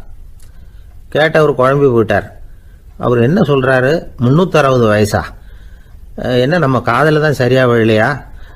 எமர்சன் எப்பவும் உண்மையை பேசுகிற ஒரு சிறந்த அறிவாளி, அவர் இப்படிலாம் பொய் சொல்ல மாட்டாரே அப்படின்னு ஒரு யோசனை பண்ணிக்கிட்டே இவர் மறுபடியும் அவர் கிட்ட போனாராம். ஐயா நீங்கள் சொன்னது சரியாக என் காதில் விழலை, அதனால் மறுபடியும் கேட்குறேன், உங்கள் வயசு என்ன அப்படின்னாராம். எமர்சன் மறுபடியும் சொல்லியிருக்கிறார், 360 வருஷம்னு. வந்தவருக்கு உண்மையிலேயே அதிர்ச்சியாக போட்டுது. அதுக்கப்புறம் மெதுவாக ஆரம்பித்தாராம், ஐயா நீங்கள் சொல்கிறத என்னால் ஏற்றுக்க முடியாது, எப்படி பார்த்தாலும் இப்போ உங்களுக்கு வயசு ஒரு 60க்கு மேலே இருக்காதுன்னு நினைக்கிறேன் அப்படின்னாராம். நீங்கள் சொல்கிறது சரிதான், அது என் உடம்போட வயசுன்னாராம் எமர்சன். அப்படின்னா ஏற்கனவே நீங்கள் சொன்னது அப்படின்னு கேட்டிருக்காரு, அது என் மனசோட வயசு அப்படின்னாராம். நம்மளை பொறுத்த வரைக்கும் அறிவு தூசு படிஞ்சிருக்கு, அது மாதிரியே அன்பும் மாசுபட்டிருக்கு. இது ரெண்டையும் சுத்தம் பண்ண வேண்டியிருக்குது, அப்போ தான் நாம் சரியான வயசில் வாழ முடியும். ஒரு ஆசாமி இருக்கிறார், அவருக்கு உடம்போட வயசு அதிகம், மனசோட வயசு ரொம்ப குறைச்சல், குழந்தை மாதிரி. அவர் ஒரு ஆஸ்பத்திரியில் படுத்திருக்கிறார். நர்சம்மா எல்லாருக்கும் மருந்து கொடுத்துட்டு போகிறாங்க. கொஞ்ச நேரம் கழித்து திரும்பி வந்தாங்க. அப்போ இவர் அந்த அம்மாவை கூப்பிட்டு சொல்கிறார், இதை பாருங்கள் சிஸ்டர், நீங்கள் எல்லாருக்கும் சின்ன சின்ன மாத்திரையாக கொடுத்துட்டு எனக்கு மட்டும் நீளமான மாத்திரையாக கொடுத்துட்டீங்க, முழுங்கிறதுக்கு ரொம்ப கஷ்டமாக போச்சு, இனிமேல் எனக்கும் சின்ன மாத்திரையாக கொடுங்க சிஸ்டர் அப்படின்னாராம். அந்த அம்மா உடனே அதிர்ச்சியாகி தலையில் அடிச்சுக்கிட்டாங்களாம். நான் கஷ்டப்பட்டு மாத்திரையை முழுங்கினத்துக்கு நீங்கள் ஏமா தலையில் தட்டிக்கிறீங்க அப்படின்னு கேட்டிருக்காரு இவர். இதுக்கு அவங்க சொல்லியிருக்கிறாங்க, நான் உங்களுக்கு கொடுத்துட்டு போனது மாத்திரை இல்லைங்க, அது தெர்மாமீட்டர் அப்படின்னாங்களாம். ஒருத்தர் ஓடி வந்தார், இன்னொருத்தரை பார்த்து, சார் உங்கள் சைக்கிளை ஒரு நாள் இரவல் கொடுங்களேன், பக்கத்து ஊருக்கு போயிட்டு வர வேண்டியிருக்கு அப்படின்னார். இவர் சைக்கிளை கொடுத்து பத்திரமா கொண்டுட்டு போங்கன்னார். சார் இதை பத்திரமா கொண்டு போகிறேன், கவலையே வேணாம், ஏன்னா இது உங்களோட சைக்கிள் அப்படின்னு நான் நினைக்கல, என்னோட சைக்கிளாக நினைக்கிறேன் அப்படின்னார். அதுக்கப்புறம் தான் இவருக்கு உண்மையாகவே பயம் வந்துட்டுது. ஏன்னா அவர் சொன்னது மாதிரி அதை தன்னோட சைக்கிளாவே நினைச்சு தள்ளிட்டு போட்டா என்ன பண்றது? எது எதை நம்முடையதா நினைக்கணுங்கிறதுக்கு ஒரு வரையறை இருக்கு. சில பேர் ஆபீஸையே வீடா நினைச்சு விடுறது உண்டு. அப்படிப்பட்டவங்க கூட வீட்டை ஆபீஸா நினைக்கிறது இல்லை. ஏன்னா வீட்டில் இவர் ஆபீஸராக நடந்துக்க முடியறதில்ல. இதெல்லாம் ஒரு பக்கம் இருக்கட்டும். இப்போ விஷயத்துக்கு வருவோம். பொறியியல் மேதை டாக்டர் விஸ்வேஸ்வரய்யா இருந்தார் இல்லையா, பாரத ரத்னா விருதெல்லாம் கொடுத்தாங்களே. ஆபீஸ் வேலை வேற, சொந்த வேலை வேற அப்படிங்கிறதுக்கு ஒரு உதாரணமா இருந்தவர் அவர். மைசூர் மகாராஜா கிட்ட திவானா இருந்தார். அவர் ஒரு நாள் அரசாங்க வேலை காரணமா வெளியூர் போயிருந்தார். ஹாசன்கிற ஊருக்கு பக்கத்துல ஒரு பயண மாளிகை, அங்க தங்கிவிட்டார். ராத்திரி அங்க தங்கி இருந்துட்டு விடிஞ்சதும் ஊருக்கு திரும்புறதாக திட்டம். ராத்திரி தூங்குறதுக்கு ரொம்ப நேரம் ஆயிட்டுது. ரொம்ப நேரம் வரைக்கும் அரசாங்க சம்பந்தப்பட்ட வேலைகளையே பார்த்துக்கிட்டு இருக்கிறார். அரசாங்க ஃபைல்கள் நிறைய இருந்தது. அதையெல்லாம் ஒவ்வொன்றா எடுத்தார், படித்து பார்த்தார், பரிசீலனை பண்ணார். அதில் எழுத வேண்டியதை எழுதினார், கையெழுத்து போட்டார். ஒரு வழியாக அந்த வேலையெல்லாம் முடிஞ்சுது. அதுக்கப்புறம் என்ன பண்ணார்னா, தன்னுடைய சூட்கேஸை திறந்தார். அதிலிருந்து 2 மெழுகுவத்தியை எடுத்து கொளுத்தி வச்சார். அந்த பயண மாளிகையில் அது வரைக்கும் எரிஞ்சுக்கிட்டு இருந்த மின்சார விளக்குகளை அணைச்சுட்டார். அதுக்கு பிறகு அந்த மெழுகுவத்தி வெளிச்சத்தில் சில புத்தகங்களை தொடர்ந்து படிக்க ஆரம்பிச்சிட்டார். அந்த பயண மாளிகையில் பணியாளராக இருந்தவர் இதை பார்த்துட்டு ஓடி வந்தார். மறுபடியும் மின் விளக்க போடுறதுக்காக போனார். விஸ்வேஸ்வரய்யா அதை பார்த்துட்டு போட வேணாம்ட்டாராம். இது வரைக்கும் நான் அரசாங்க அலுவல்களை கவனிச்சுக்கிட்டு இருந்தேன், அதனால மின் விளக்குகள் அப்போ எரிஞ்சதில் தப்பு இல்லை. இப்போ நான் புத்தகம் படிச்சுக்கிட்டு இருக்கேன், இது என்னுடைய சொந்த வேலை. இங்கே இருக்கிற மின் விளக்கு அதுக்காக ஏன் எரியணும் அப்படின்னு கேட்டாராம். இப்போ இருக்கிற சில அரசு பணியாளர்கள்கிட்ட இந்த சம்பவத்தை பேச்சோட பேச்சா சொல்லி பார்த்தேன். அவங்களால இதை ஜீரணிக்கவே முடியல. நேர்மை தேவைதான் சார், அதுக்காக அவ்வளவு தூரத்துக்கு அது தேவையா அப்படிங்கிறாங்க. விஸ்வேஸ்வரய்யா அப்படி பண்ணினது தான் ஒரு நேர்மையாளர் அப்படின்னு இந்த உலகத்துக்கு நிரூபிக்கணுங்கிறதுக்காக இல்லை. தான் அப்படி நடந்து காட்டினா தன்னை சுற்றி இருக்கிறவங்களும் அதை கேள்விப்படுறவங்களும் முடிஞ்ச அளவுக்கு பொது வாழ்க்கையில் அரசு பணியில் நேர்மையை கடைபிடிக்க முயற்சி பண்ணலாமே அப்படிங்கிறதுக்காகத்தான். இப்போவும் சில பேர் இருக்கிறாங்க, இவங்க ஆஃபீஸ் வேற வீடு வேறன்னு நினைக்கிறது இல்லை, அவ்வளோ உரிமை. ஒருத்தர் அப்படிதான், அவருக்கு அவசரமாக 5000 ரூபா தேவைப்பட்டது. ஆஃபீஸு பணத்தை எடுத்துக்கிட்டார். அந்த நேரம் பார்த்து ஆடிட் வந்துட்டுது. ஆப்பிட்டுக்கிட்டார். விசாரணை நடக்குது. அவர் சொல்றார், சார் நான் நேரம் காலம் பார்க்காம ஆஃபீஸில் வேலை செய்வேன். ஏன்னா அதை என்னோட ஆஃபீஸாக நினைக்கிறேன். அவசரத்துக்கு அந்த பணத்தை எடுத்தேன், மறுபடியும் வச்சுடலாம்னு தான் இருந்தேன். அதுக்குள்ளே இப்படி ஆயிட்டுது. நீங்கள் என்ன நினைச்சாலும் சரி, நான் ஆஃபீஸ் வேற வீடு வேற அப்படின்னு நினைக்கிறது இல்லை, அது என்னோட சுபாவம் அப்படின்னார். விசாரணை பண்ணவர் தீர்ப்பு வழங்கினார். உங்கள் சுபாவத்துக்கு மதிப்பு கொடுத்து நானும் தீர்ப்பு வழங்குறேன். நீங்கள் கொஞ்ச நாள் ஜெயிலில் இருந்துட்டு வாங்க, அது உங்களுக்கு கஷ்டமாக இருக்காதுன்னு நினைக்கிறேன். ஏன்னா அங்கே போனாலும் நீங்கள் உங்கள் சுபாவப்படி வீடு வேற ஜெயில் வேறன்னு நினைக்க மாட்டீங்க அப்படின்னாராம். ஒரு நண்பர் யாருக்கோ ஃபோன் பண்ணிட்டு இருந்தார். அவர் பேசி முடிச்சதும் நான் அவரை பார்த்து, இப்போ ஃபோன் பண்ணீங்களே அந்த ஃபோன் நம்பர் என்ன அப்படின்னு கேட்டேன். அவர் தலையை சொரிஞ்சுக்கிட்டார், ஞாபகம் வரலன்னார். சரி சார் அதை விடுங்க, உங்கள் மனைவி பேர் என்ன அப்படின்னு கேட்டேன். மாலதின்னார். என்ன சார் இது வேடிக்கை, கொஞ்ச நேரத்துக்கு முன்னாடி பேசின ஃபோன் நம்பர் மறந்து போச்சு. எப்போ கல்யாணம் பண்ணிட்ட மனைவி பேர் மறக்கலை, அதை கரெக்டாக சொல்லிவிட்டீங்களே அப்படின்னு கேட்டேன். அவர் என்ன ஒரு மாதிரியாக பார்த்தார். அவர் அப்படி என்னை பார்த்ததில் ஒன்றும் தப்பு இல்லை, ஏன்னா நாம் எல்லாருமே அப்படித்தானே. ஒரு குறிப்பிட்ட காரியத்துக்காக தொலைபேசியில் ஒருத்தட்ட பேசுகிறோம், அதுக்கப்புறம் அந்த எண் நமக்கு அனாவசியம், அதனால் மறந்துடுறோம். இதுக்கு பேர் தான் தற்காலிக ஞாபகம். ஆனால் மனைவி பேரை மறந்துட முடியுமா? முடியாது. அது அவசியமான ஒன்று. அடிக்கடி அந்த பேரை உபயோகப்படுத்துகிறோம், அதனாலேயும் அது முக்கியங்கிறதுனாலேயும் அதை மறக்கிறது இல்லை. இதுக்கு பேர் நிரந்தர ஞாபகம். சரி, இந்த தற்காலிக ஞாபகம் நிரந்தர ஞாபகம் இது 2 ஞாபக அளவுகளையும் கட்டுப்படுத்துறது எது அப்படின்னா மூளைக்குள்ள நடக்கிற மின்சார நடவடிக்கைகள் தான். தற்காலிக ஞாபகம் ஒரு மின்னல் மாதிரி தோன்றி மறையுது. நிரந்தர ஞாபகம் ஒரு படிவம் போல மூளையில படிஞ்சுடுது. ஒரு சம்பவத்தின் பல பிரதிகள் மூளையில பல்வேறு பகுதிகளிலேயும் படியறதுனால ஒன்னு மறைஞ்சாலும் மறந்தாலும் இன்னொன்னு மறையறதில்ல. இப்படிப்பட்ட நிலைமையில தான் தொண்டையில இருக்கு, வாயில வரமாட்டேங்குது சார் அப்படிமா. ஒருத்தருக்கு எந்த துறையில ஆர்வமும் ஈடுபாடும் அதிகமோ அது சம்பந்தமான ஞாபக சக்தி அதிகமா இருக்கும். தொழிலை விரும்புகிற ஒரு டெலிபோன் ஆபரேட்டருக்கு எண்கள்லாம் நல்ல ஞாபகம் இருக்கும். அது மாதிரி கவிஞர்களுக்கு வார்த்தைகள் நல்ல ஞாபகத்தில் இருக்கும். இது ஒரு பக்கம் இருந்தாலும் ஒரு மூளை எண்களை விட எழுத்துக்களை விட படங்களை ரொம்ப சுலபமா ஞாபகத்தில் வச்சுக்குது.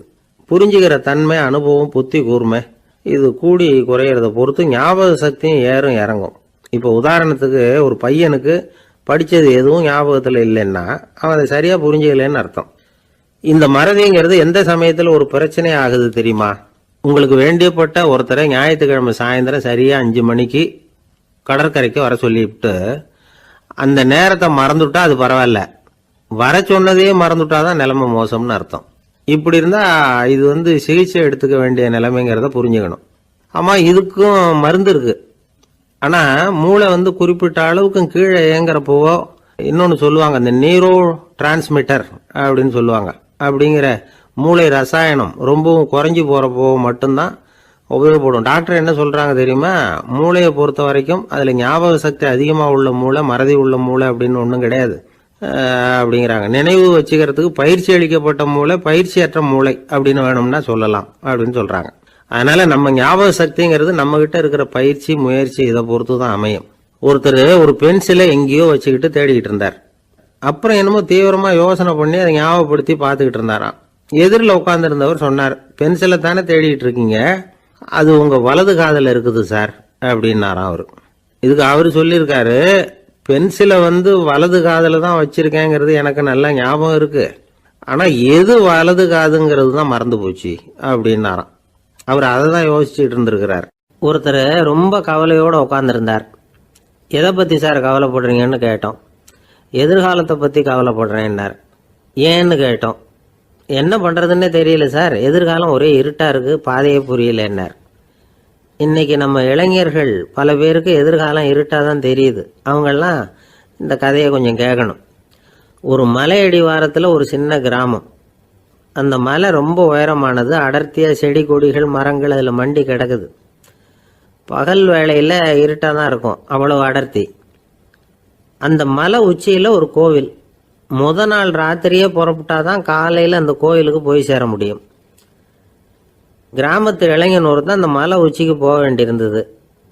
கையில் ஒரு விளக்கை எடுத்துக்கிட்டு முத நாள் ராத்திரியே புறப்பட்டான். புறப்பட்டு போனவன் கிராமத்து எல்லையிலேயே நின்றுட்டான். ஏன் தெரியுமா? அவன் கையில் இருந்த விளக்கோட வெளிச்சம் 10 அடி தூரத்துக்கு தான் தெரியுது. அது வரைக்கும் தான் பாதை தெளிவாக இருக்குது. அதுக்கு அப்பால எல்லாம் ஒரே இருட்டாக இருக்குது, பாதை புரியல. இவன் யோசனை பண்ணி பார்த்தான். மனசுக்குள்ள ஒரு சந்தேகம். 10 அடி தூரம் தானே வெளிச்சம் தெரியுது, அப்படின்னா நாம் 10 அடி தூரம் தானே போக முடியும். அதுக்கும் அந்தாண்ட ஒரே இருட்டாக இருக்குதே, அதில் எப்படி நாம் நடந்து போகிறது? நாம் ரொம்ப தூரம் நடந்து போய் ஆகணுமே. அப்படிப்பட்ட நினப்பெல்லாம் அவனுக்கு வந்துட்டுது. இதுதான் அவன் மனசில் ஏற்பட்ட தயக்கம். இப்படி யோசிச்சுக்கிட்டே அந்த இளம் ஆசாமி புறப்பட்ட இடத்துலயே நின்றுகிட்டு இருக்கிறான். அந்த சமயத்தில் ஒரு வயசான பெரியவர் அந்த பக்கமாக வந்தார். அவர் கையில் இதை விட சின்னதாக ஒரு விளக்கு வச்சிருந்தார். அது எப்படின்னா அது ஒரு 5 அடி தூரத்துக்கு தான் வெளிச்சம் காட்டுது. அவ்வளவு சின்ன விளக்கு. அவரும் மலை உச்சிக்கு போகிறதுக்காக தான் வந்துகிட்டு இருக்கிறார். அவரை பார்த்து இவன் கேட்டான், என்ன பெரியவரே, இவ்வளவு சின்ன விளக்க வச்சுக்கிட்டு அவ்வளவு தூரத்துக்கு எப்படி மலையேற போறீங்க அப்படின்னு கேட்டான். நீ ஏன் இப்படி தயங்கிட்டே நிற்கிறேன்னு கேட்டார் பெரியவர். என்கிட்ட இருக்கிற விளக்கு 10 அடி தூரத்துக்கு தான் பாதையை காட்டுதுன்னா. இப்போ பெரியவர் சொன்னார், தம்பி, உன் கையில் இருக்கிற விளக்கு கொடுக்குற வெளிச்சத்தை வச்சு நீ முதல்ல 10 அடி தூரம் முன்னாடி போ. 10வது அடியில் போய் நின்றுக்கிட்டு பாரு, மறுபடியும் ஒரு 10 அடி தூரத்துக்கு பாதை தெரியும். இப்படி உன் கையில் இருக்கிற விளக்கு தொடர்ந்து வெளிச்சம் காட்டிக்கிட்டே இருக்கும். நீ முன்னேற முன்னேற அந்த வெளிச்சமும் முன்னேறும். அதனால எத்தனை கிலோமீட்டர் தூரம் வேணும்னாலும் நீ இந்த 10 அடி தூரம் வெளிச்சத்தை வச்சுக்கிட்டே நீ போயிடலாம், புறப்படு அப்படின்னார். இப்போதான் அந்த பெரியவர் சொன்னது இளைஞனுக்கு பளிச்சுன்னு புரிஞ்சுதான். உடனே உற்சாகமாக புறப்பட்டான், உச்சிக்கு போய் சேர்ந்தான். இந்த கதையிலேருந்து நாம் புரிஞ்சுக்க வேண்டியது என்ன தெரியுமா? நீண்ட கால திட்டம் ஒன்று போடும் பொழுது நமக்கு முன்னாடி இருக்கிறத மறந்துட்டு மனசை போட்டு குழப்பிக்க கூடாது. உங்கள் கையில் என்ன இருக்கோ அதுலேயே உங்கள் எதிர்காலம் மறைஞ்சிருக்குது. கண் முன்னாடி தெரியறத வச்சு ஆரம்பிங்க, போக போக வழி தானா புலப்படும் அப்படிங்கிறார் ஒரு பெரியவர். பெரிய பயணங்களையெல்லாம் இப்படி தான் நடத்த வேண்டியிருக்கும். ஒவ்வொரு அடியாக எடுத்து வச்சா ஓடி போய் சேர்ந்து விடலாம். மலைச்சு போய் நின்றுட்டா நின்றுக்கிட்டே இருக்க வேண்டியது தான். நம்ம ஆள்லாம் ரொம்ப மோசமான இருக்கிறாங்க. ஒருத்தன் அப்படி தான் நீண்ட தூர பிரயாணம் ஒன்று புறப்பட்டான். ரயில் போய்கிட்டே இருந்தது. கொஞ்ச தூரம் போச்சு, பாதி வழியில் கையில் வச்சுருந்த டிக்கெட்டை காற்றுல விட்டுட்டான். ஐயோ, என் டிக்கெட்டு போயிட்டுதே அப்படின்னு கத்த ஆரம்பிச்சுட்டான். பக்கத்தில் இருந்த பெரியவர் அவனை பார்த்து பரிதாபப்பட்டு, கவலைப்படாத தம்பி, போனா போகுது, வேற டிக்கெட் வாங்கிக்கலாம் அப்படின்னு ஆறுதல் சொன்னார். அதுக்கு அவன் சொல்கிறான், சார், நான் அதுக்காக அழலை, அந்த டிக்கெட்டு கிடைச்சா தானே நான் எந்த ஊருக்கு போகணுங்கிறது எனக்கு தெரியும் அப்படிங்கிறான். ஒரு அம்மா, அவங்களுக்கு 35 வயசு இருக்கும், குடும்பத்தில் எந்த கஷ்டமும் இல்லை, இருந்தாலும் காரணம் இல்லாமல் பிள்ளைங்க பேரில் கோவப்படுறது, எரிஞ்சு விடுறது அவங்க வழக்கம். பிள்ளைங்க அழும், உடனே அவங்க மனசும் சங்கடப்படும். இன்னொரு அம்மா, நல்ல வேலையில் இருக்கிறவங்க, வாரத்துக்கு ஒரு தடவையாவது தலைவலி வந்துடும். இவங்களுக்கெல்லாம் உடம்புல எந்த கோளாறும் இல்லை, மனசு மட்டும் சரியாக இருக்காது, தூக்க மாத்திரை கையில் வச்சுருப்பாங்க. 30-35 வயசுடைய பெண்களுக்கு சர்வசாதாரணமாக காணப்படுகிற மனக்கோளாறு இது. இதுக்கு பேர் மனவாட்டம், டிப்ரெஷன், மனமடிவு அப்படின்னு சொல்லலாம். இந்த நோய்க்கு அறிகுறி என்ன தெரியுமா? மனசில் வருத்தமான உணர்வு இருக்கும், அடிக்கடி அழலாம் போல தோணும், முன்னால எல்லாம் எந்தெந்த செயலில் ஆர்வம் இருந்ததோ அதெல்லாம் குறைஞ்சிரும், அல்லது சுத்தமாகவே ஆர்வம் இல்லாமல் போயிடும். சில பெண்கள் இளம் வயசில் பக்கத்தில் இருக்கிறவங்க கிட்ட கலகலப்பாக பேசுவாங்க, வீட்டை அலங்கரிக்கிறதுல ஆர்வம் இருக்கும். இப்போ அதுலையெல்லாம் ஆர்வம் இல்லாமல் போயிடும். எந்த வேலை செஞ்சாலும் சீக்கிரம் களைப்பு அடைஞ்சுடுறது மாதிரி ஆகிடும். நமக்கு யாருமே உதவியாக இல்லை, நம்ம எல்லாரும் கை விட்டுட்டாங்க போல இருக்குதே அப்படிங்கிற உணர்வுலாம் உண்டாகும். தன்னைத்தானே குறை சொல்லிக்குவாங்க, நாம் தப்பு பண்ணிவிட்டோம் போல இருக்குதே அப்படின்னு தோணும். குற்றம் பண்ணிட்டதா நினச்சி கஷ்டப்படுவாங்க. பசி இருக்காது, தூக்கத்தில் தொந்தரவு இருக்கும், அடிக்கடி செத்து போடலாங்கிற உணர்வு வரும், தற்கொலை பண்ணிக்கலாங்கிற எண்ணம் உண்டாகும். சில பேர் தற்கொலை முயற்சியில் கூட ஈடுபடுவாங்க. சில பேருக்கு பலவிதமான உடல் வலிகள் இருக்கும், பலவீனம் இருக்கும், சீக்கிரமாக களைப்படைஞ்சு போடுவாங்க. இதெல்லாம் மனவாட்ட நோய்க்கான தன்மைகள். இந்த மனவாட்டம், அதாவது டிப்ரெஷனை 2 வகையாக பிரிக்கலாமா. ஒன்று தானாக உண்டாக்கிக்கிறது, இன்னொன்று எதிர் விளைவை உண்டு பண்ணுகிற அல்லது நரம்பு சம்பந்தப்பட்ட டிப்ரெஷன். தானாக உண்டாக்கிக்கிற மனவாட்ட நோய் இருக்குது பாருங்கள், அதுக்கு ஏதாவது சூழ்நிலை காரணமாக இருக்கலாம், அல்லது இல்லாமலும் போகலாம். மூளையில் டொப்பாமைன் அல்லது செரட்டோனின் இதோட அளவு குறையும் பொழுது இந்த டிப்ரெஷன் உண்டாகுது. இதுக்கு ஓரளவு பிறவி காரணங்கள் கூட இருக்கலாம், குடும்பத்தில் வேற சிலருக்கும் வரலாம்.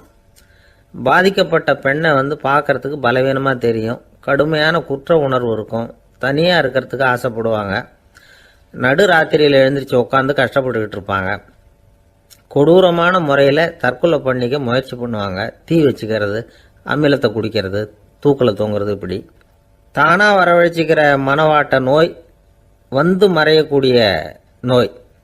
ஒரு தடவை வந்தால் 3லேருந்து 6 மாதம் வரைக்கும் நீடிக்கும். இடைப்பட்ட காலங்களில் நோயாளி இயல்பாக இருப்பார். எதிர் விளைவை உண்டு பண்ணுகிற அல்லது நரம்பு சம்பந்தப்பட்ட மனவாட்ட நோய் எப்படின்னா, கணவன் மனைவி, மாமியார் மருமகள், இப்படிப்பட்ட உறவு முறை பிரச்சனைகள், தோல்விகள், எரிச்சல்கள், ஆபீஸ் பிரச்சனை, இப்படிப்பட்ட சூழ்நிலையால் உண்டாகிறது. எல்லாத்துக்கும் மருந்து இருக்குது, மார்க்கம் இருக்குது, கவலைப்பட வேண்டியதில்லை, தைரியமாக இருக்கணும். உளவியல் மருத்துவம் இதுக்கு ரொம்ப உபயோகமாக இருக்கும். சில பெண்களை பாருங்கள், அவங்க எதுக்கும் அலட்டிக்கிறது இல்லை. ஒரு அம்மா அப்படி தான் தன்னுடைய கணவனை அழைச்சிக்கிட்டு ஒரு மனநோய் மருத்துவர்கிட்ட வந்தாங்க. டாக்டர், எங்கள் வீட்டுக்காரர் திடீர்னு ஒரு மாதிரி ஆயிட்டார், வித்தியாசமாக நடந்துகிறார். எப்படின்னா, இவர் தன்னையே ஒரு ஒட்டடை பூச்சியாக நினச்சிக்கிட்டு இருக்கிறார். அப்படி நினச்சிக்கிட்டு தன்னுடைய தலையாலேயே வீட்டில் உள்ள ஒட்டடையெல்லாம் தொடச்சிக்கிட்டு இருக்கிறார் அப்படின்னாங்க. எவ்வளவு நாளாக அப்படி இருக்குதுன்னு கேட்டார் டாக்டர். 1 வாரமாக அப்படி இருக்குது அப்படின்னாங்க அந்த அம்மா. அப்படின்னா முன்னாடியே ஏன் அழைச்சிட்டு வரல அப்படின்னு கேட்டார் டாக்டர். வீடு பூரா சுத்தமாகட்டுமேனு பார்த்துக்கிட்டு இருந்தேன் டாக்டர் அப்படின்னாங்களாம் அந்த அம்மா. ஒரு ஊரில் ஒரு ஞானி இருக்கிறார், ரொம்ப பெரிய ஞானி, ரொம்ப வயசாயிட்டுது. கடைசி காலத்தில் அவர்கிட்ட சில பேர் வந்தாங்க. உங்கள் குரு யார் அப்படின்னு கேட்டாங்க. அவர் நிமிர்ந்து பார்த்தார். எனக்கு ஆயிரக்கணக்கான குருமார்கள் உண்டு, அவங்க பேரெல்லாம் சொல்லணும்னா இந்த காலம் பத்தாது, ஆனால் முக்கியமான ஒரு 3 பேரை பற்றி மட்டும் உங்களுக்கு சொல்கிறேன் அப்படின்னாராம். அப்புறம் சொன்னார், அந்த 3 பேரில் ஒருத்தன் ஒரு திருடன். ஒரு சமயம் ஒரு பாலைவனம் வழியாக நான் போய்கிட்டு இருந்தேன். அப்போது வழி தவறி போய் ஒரு கிராமத்துக்கு போயிட்டேன். அது இருட்டு நேரம், நடு ராத்திரி, ஊரே உறங்கி போச்சு. அந்த நேரத்தில் ஒரு ஆள் மட்டும் ஒரு வீட்டு சுவத்தில் ஏதோ பண்ணி உள்ளே நுழையிறதுக்கு முயற்சி பண்ணிகிட்டு இருக்கிறான். அவங்கிட்ட போய் நான் இன்னைக்கு இங்கே எங்கே தங்க முடியும் அப்படின்னு கேட்டேன். அதுக்கு அவன், இந்த ராத்திரி வேளையில் அது ரொம்ப சிரமம், ஒரு திருடனோட உங்களால் தங்க முடியும்னா நீங்கள் என்னோட தங்கலாம் அப்படின்னா. நான் அவங்க கூட 1 மாதம் தங்கியிருந்தேன். ஒவ்வொரு நாள் ராத்திரியும் இப்போ நான் என்னுடைய வேலைக்கு போகிறேன், நீங்கள் ஓய்வு எடுத்துக்கோங்க அப்படின்னு சொல்லிவிட்டு போவான். அவன் திரும்பி வந்த உடனே உனக்கு ஏதாவது கிடைச்சிதான்னு நான் கேட்பேன். அதுக்கு அவன், இன்னைக்கு ராத்திரி ஒன்றும் இல்லை, நாளைக்கு மறுபடியும் முயற்சி பண்ணுவேன் அப்படின்பா. எப்பவும் அவன் நம்பிக்கை இழந்ததே கிடையாது, எப்பவும் சந்தோஷமாகவே இருப்பான். நானும் ரொம்ப காலமாக தியானம் பண்ணிக்கிட்டே இருந்தேன், ஒன்றுமே நடக்கலை. ஆனால் நான் என்ன பண்ணேன் தெரியுமா, மனசு வருத்தப்படும், நம்பிக்கை இழந்துருவேன். அப்போல்லாம் அந்த திருடனுடைய விடாமுயற்சி தான் ஞாபகத்துக்கு வரும். அதனால் அந்த திருடன் எனக்கு ஒரு குரு. என்னுடைய 2வது குரு யாருன்னா அது ஒரு நாய். இது எப்படின்னா, ஒரு சமயம் எனக்கு ரொம்ப தாகமாக இருந்தது, ஒரு நதியை நோக்கி போய்கிட்டு இருந்தேன். அப்போ ஒரு நாயும் வந்தது, அதுக்கும் தாகம், ஓடி வந்து ஆற்றை பார்த்தது. அதோட நிழல் வந்து ஆற்றுல தெரிஞ்சுது. அதை பார்த்ததும் பயந்துட்டுது. அதாவது அது தன்னுடைய சொந்த உருவத்தையே கண்டு பயந்தது. அதை பார்த்து குறைக்குது, திரும்பி ஓடிச்சு. ஆனால் அதுக்கு தாகம் அதிகமாக இருந்ததுனால அது மறுபடியும் திரும்பி வந்தது. பார்த்தா மறுபடியும் தண்ணியில் நாயோட உருவம் தெரியுது. இப்படி சில தடவை பண்ணிச்சு. இருந்தாலும் கடைசியில் தண்ணியில் குதிச்சுட்டுது துணிஞ்சி. இப்படி குதித்த உடனே அதோட உருவமும் மறைஞ்சுட்டுது. இதை பார்த்தேன். நான் என்ன புரிஞ்சுக்கிட்டேன்னா, எவ்வளவுதான் பயம் இருந்தால் கூட ஒருத்தன் தைரியமாக காரியத்தில் இறங்கணும் அப்படிங்கிறத புரிஞ்சுக்கிட்டேன். இந்த போதனை அந்த நாய்கிட்ட இருந்து எனக்கு கிடைச்சிது. இது ஒன்று. அடுத்தது என்னுடைய 3வது குரு யாருன்னா அது ஒரு சின்ன குழந்தை. நான் ஒரு சமயம் ஒரு நகரத்துக்கு போனேன். அங்கே ஒரு குழந்தை எரிகிற மெழுகுவத்தி ஒன்று எடுத்துக்கிட்டு வந்தது. நான் அந்த குழந்தைய பார்த்து வேடிக்கையாக கேட்டேன், ஏன் பாப்பா இந்த மெழுகுவத்தியை நீயாவே கொளுத்துனியா அப்படின்னு கேட்டேன். ஆமான்னுது அந்த குழந்தை. சரி, இந்த மெழுகுவத்தி முன்னாடி எரியாமல் இருந்தது, இப்போ எரியுது. இந்த மெழுகுவத்திக்கு வெளிச்சம் எங்கேருந்து வந்தது, அதை எனக்கு காட்ட முடியுமா அப்படின்னு கேட்டேன் அந்த குழந்தைகிட்ட. இதுக்கு அந்த குழந்தை சிரிச்சுக்கிட்டு அந்த மெழுகுவத்தியை ஊதி அணைச்சுட்டுது. அதுக்கப்புறம் என்னை பார்த்து கேட்டுது, இப்போ இந்த மெழுகுவத்தியின் வெளிச்சம் போனதை பார்த்தீங்க இல்லையா, அது எங்கே போச்சுன்னு எனக்கு சொல்லுங்க அப்படின்னுது. அந்த குழந்தை இப்படி கேட்டதும் என்கிட்ட இருந்த ஆணவம் அழிஞ்சுட்டுது. நான் படித்ததெல்லாம் அந்த வினாடியில் சுக்கு நூறாக போயிட்டுது. என்னுடைய முட்டாள்தனத்தை நான் உணர்ந்தேன் அப்படின்னு இவ்வளவும் அந்த ஞானி விவரமாக சொன்னாராம். அதனால் நாம் இன்னார்கிட்ட இருந்து தான் இதை கற்றுக்கணுங்கிறது இல்லை, யாருக்கிட்ட இருந்தும் எதையும் கற்றுக்கலாம். நம்மால் ஒருத்தன் ஒரு நாய் வளர்த்துக்கிட்டு இருந்தான். அந்த நாய்க்கு வால் கிடையாது, யாரோ ஏற்கனவே வெட்டி எடுத்துட்டாங்க. இந்த நாய் தான் சார் எனக்கு குரு, அதுகிட்டே இருந்து கூட நான் பாடம் கற்றுக்கிட்டு இருக்கிறேன் அப்படின்னா. அப்படி என்ன கற்றுக்கிட்டேன் இந்த வால் இல்லாத நாய்கிட்டே இருந்து அப்படின்னு கேட்டோம். நாம் யாருக்கிட்டையும் வாலாட்டக்கூடாது அப்படிங்கிற பாடத்தை அதுகிட்டே இருந்து தான் நான் கற்றுக்கிட்டேன் அப்படின்னா. இந்த உலகத்தில் எவ்வளவோ உயிரினங்கள் இருக்குது, ஒவ்வொன்றும் ஒவ்வொரு விதமாக சண்டை போடுது. இப்போ 2 மாடு சண்டை போட்டுக்குதுன்னு வச்சுங்க, என்ன பண்ணும், 2 முட்டிக்கும். அதுக்கு சண்டை போடுறதுக்கு ஆயுதமாக உபயோகப்படுறது அதோட கொம்பு. 2 சேவல் சண்டை போட்டுக்குதுன்னு வச்சுங்க, அதுக்கு ஆயுதமாக உபயோகப்படுறது அதோட கால் நகம். காலால் தான் அது ஒன்றோட ஒன்று சண்டை போட்டுக்கும். ஆனால் 2 மனுஷன் சண்டை போட்டுக்கிறான்னு வச்சுங்க, இவன் இன்னதை தான் ஆயுதமாக உபயோகப்படுத்துவான்னு குறிப்பிட்டு சொல்ல முடியாது. கல்லை எடுப்பான், கத்தி எடுப்பான், துப்பாக்கி எடுப்பான், என்ன வேணாலும் பண்ணுவான். வாயால் திட்டுவான், கையால் அடிப்பான், காலால் உதைப்பான், சகலகலாக வல்லவன். விலங்குகள்லாம் பொதுவாக வாயை சாப்பிட்றதுக்கு மட்டும்தான் உபயோகப்படுத்துது. ஆனால் இவனுக்கு சாப்பிட்றதுக்கும் அதுதான், சாப்பிட்டு விட்டு திட்டுறதுக்கும் அதுதான். ஆனால் ஒரு விஷயத்தில் மட்டும் கெட்டிக்கிறேன். அதாவது நாம் சண்டை போட்டுக்கிட்டாலும் பரவாயில்லை, கோழிகள் சண்டை போடாமல் இருக்கணும் அப்படின்னு ஆசைப்படுறான். எதுக்காக? கோழிகள் சண்டை போடாமல் இருந்தால் நிறைய முட்டைகள் போடுமா, அதுக்காக தான் இந்த அக்கறை. கோழி பண்ணை வச்சிருக்கிறவங்களுக்கு இது ஒரு பெரிய பிரச்சனை. அதாவது பண்ணையில் இருக்கிற கோழிகளுக்குள்ளே அடிக்கடி சண்டை வந்துடும், அதனால் முட்டை உற்பத்தி குறைஞ்சிரும். சரி, இதுக்கு என்ன பண்ணுறது? பண்ணையில் போய் உட்காந்துக்கிட்டு தினமும் பஞ்சாயத்து பேசிகிட்டு இருக்க முடியுமா? அமெரிக்காவில் கோழி பண்ணை வச்சிருக்கிற ஒருத்தர் இதை பற்றி யோசனை பண்ணி பார்த்தாராம். ஒரு வழியையும் கண்டுபிடிச்சிருக்கார். கோழிக்கெல்லாம் மூக்கு கண்ணாடி மாட்டி விட்டுட்டோம்னா அது சண்டை போடுற குணம் குறைஞ்சிரும், முட்டை அதிகமாகிடும். அந்த கண்ணாடியில் உள்ள லென்ஸு சிவப்பு நிறத்தில் இருக்கணும், அவ்வளவுதான் அப்படின்னு அவர் கண்டுபிடிச்சாராம். இது ஏற்கனவே நடைமுறையில் கண்டுபிடிக்கப்பட்ட ஒரு விஷயம். ஆனால் எல்லா கோழிக்கும் சிவப்பு மூக்கு கண்ணாடி எப்படி மாட்டி விடுறது? அப்படியே மாட்டி விட்டாலும் அது நழுவாமல் இருக்கணுமே. இப்போ நாமெல்லாம் நடு வரலால் மூக்கு கண்ணாடி நடுவில் தொட்டு அப்படி ஸ்டைலாக சரி பண்ணிக்கிறோம். அது மாதிரி கோழி எப்படி சரி பண்ணிக்கும்? இதுதான் பிரச்சனை.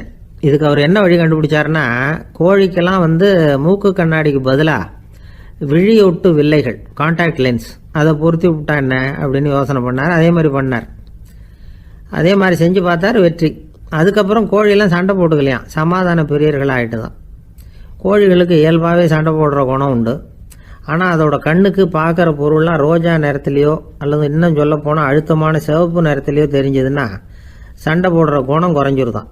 அந்த சமயத்தில் அது அதிகமாகவும் முட்டையிட ஆரம்பிச்சுடுதான். அதே நேரத்தில் இறை எடுக்கிறத கூட குறைச்சிக்குதான். இது ஏன் இப்படி பண்ணுதுங்கிறது விஞ்ஞானிகளுக்கு இன்னமும் புரியலையா. எப்படியோ அமெரிக்க கோழிகள்லாம் கான்டாக்ட் லென்ஸ் பொருத்திக்க ஆரம்பித்தாச்சு. கோழி கழுத்தை பிடிச்சிக்கிட்டு ஒரு சில வினாடிகளில் அதை பொருத்தி போடுறாங்களாம். கோழியோட ஆயுள் பூரா அது அப்படியே இருக்குமா. பண்ணையில் முட்டை உற்பத்தி குறைஞ்சா இது மாதிரி விஞ்ஞானபூர்வமாக பரிகாரம் தேடுறது தான் நல்லது. நமக்கு வேண்டியப்பட்ட ஒருத்தர், அவர் ஒரு கோழி பண்ணை வச்சுருந்தார். அந்த பண்ணையில் பாதி கோழி திடீர்னு செத்து போச்சு. உடனே ஒரு கால்நடை மருத்துவர்கிட்ட போக வேண்டியது தானே. அங்கே போகல, உள்ளூரில் மந்திரம் பண்ணிகிட்டு இருந்த ஒரு சாமியார்கிட்ட போனார். அவர் காலில் விழுந்தார். சாமி, என் பண்ணையில் பாதி கோழி செத்து போட்டுதுன்னார். சாமியார் யோசனை பண்ணார். சரி, பண்ணையில் வாசப்படி கிழக்கு பக்கமாக வச்சுருக்கியா மேற்கு பக்கமாக வச்சுருக்கியான்னு கேட்டார். கிழக்கு பக்கமாக இருக்குன்னார் அவர். அதுதான் தப்பு, மேற்கு பக்கமாக அதை மாற்று, சரியாக போடும்னாராம். அதே போல் இவர் போய் மாற்றிவிட்டார். அப்பவும் பாதி செத்து போச்சு. மறுபடியும் சொன்னார், சாமி மறுபடியும் பாதி கோழி செத்து போட்டுதேன்னார். சரி, கூரை எப்படி போட்டிருக்க, ஓடு போட்டிருக்கியா இல்லை கீத்து போட்டிருக்கியான்னார். ஓடு போட்டிருக்கேன்னாராம் அவர். அதுதான் தப்பு, கீத்து போட்டுரும், சரியாக போடும்னாராம்.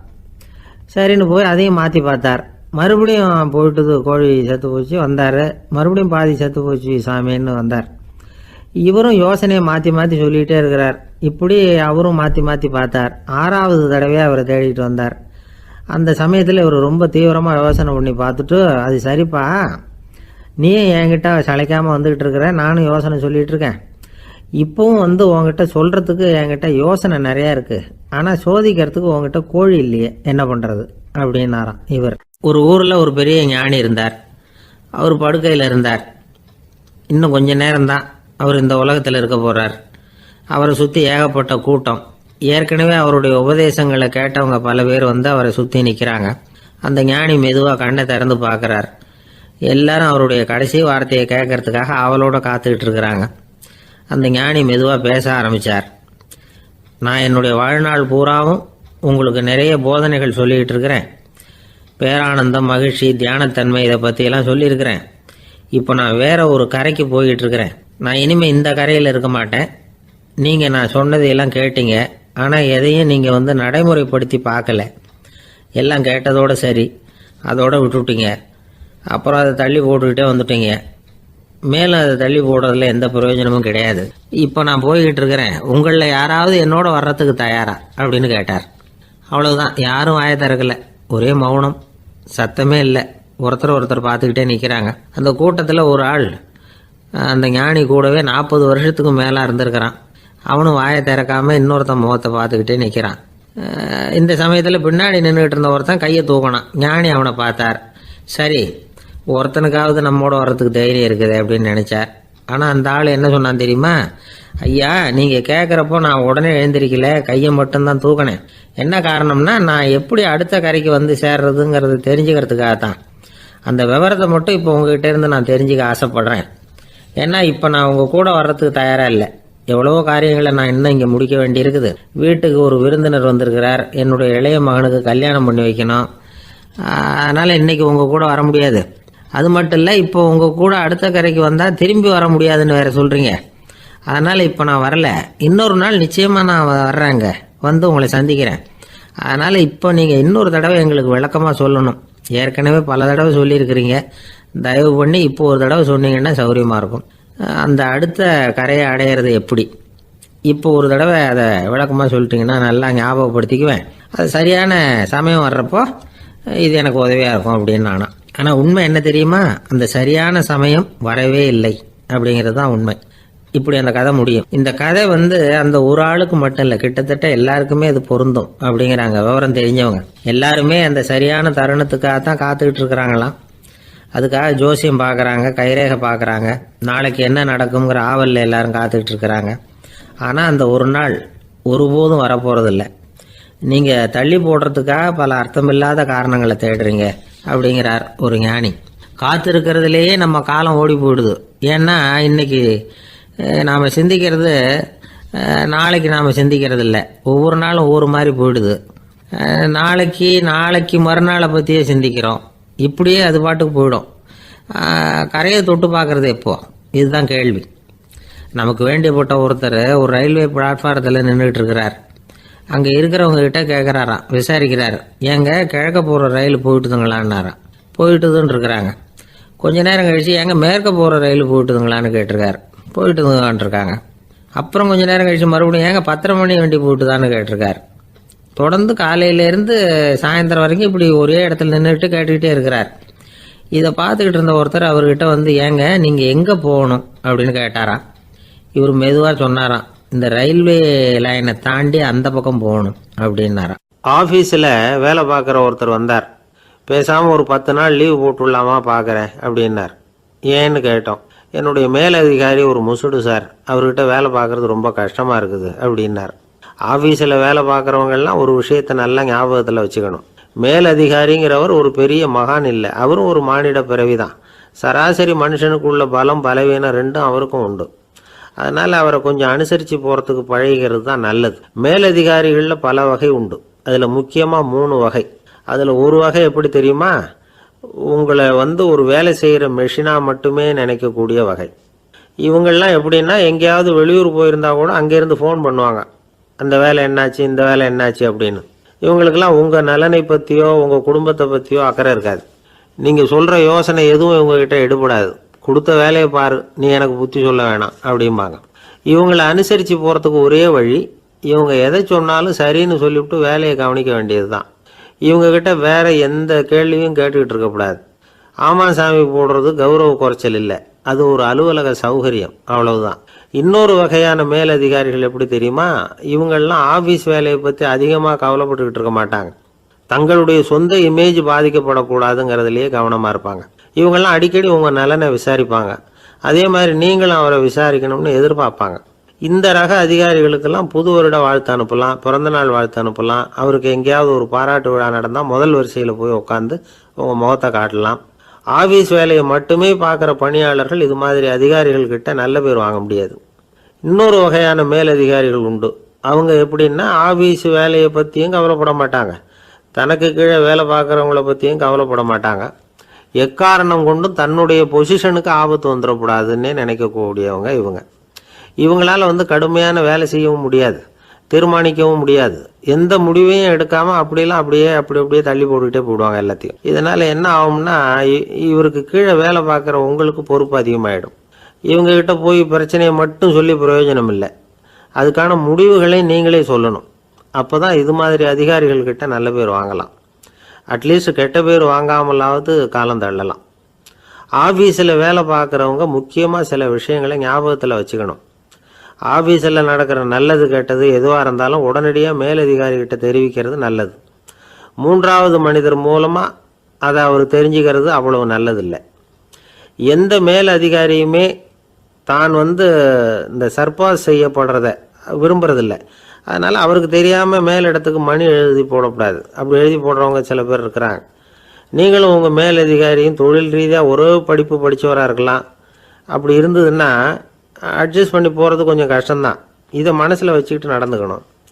உங்களுக்கும் அவருக்கும் அபிப்பிராய பேதமா, அது அவருக்கும் உங்களுக்கும் உள்ள தனிப்பட்ட பிரச்சனை, அதை விளம்பரப்படுத்திக்கிட்டு இருக்கக்கூடாது. அது அவருடைய கோபத்தை கிளறும். உங்கள் மேலதிகாரி உங்கள் கூட படித்தவராக இருக்கலாம், அதுக்காக அவரை எல்லாருக்கும் முன்னாடி அடைய கிச்சாமி எப்படிறா இருக்க அப்படின்லாம் கேட்டுக்கிட்டு இருக்கக்கூடாது. பொதுவாக யாரும் அதை விரும்புறதில்லை. இவ்வளவையும் உங்கள் மனசில் வச்சுக்கிட்டு கொஞ்சம் சாமர்த்தியமாக நடந்துக்கிட்டிங்கன்னா ஆஃபீஸ் உங்களுக்கு அவஸ்தையாக இருக்காது, ஆனந்தமாக இருக்கும்.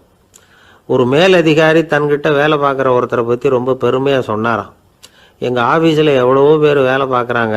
எல்லாரும் தினமும் வந்து ஏதாவது பிரச்சனைகளை சொல்லிகிட்டு இருப்பாங்க.